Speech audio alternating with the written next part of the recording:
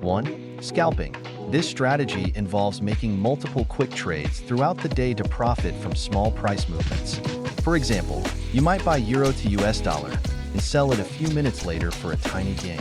Scalpers aim for numerous small profits. 2. Day trading. Day traders open and close trades within a single trading day. They rely on technical analysis and news to make decisions.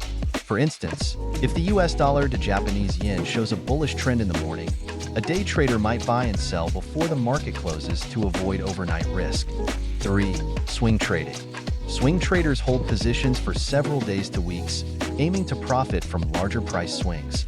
For example, a swing trader might buy pound sterling to US dollar after spotting a reversal pattern and hold the position for a week to capture a significant price movement.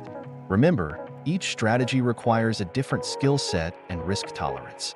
Choose the one that suits you best, and happy trading!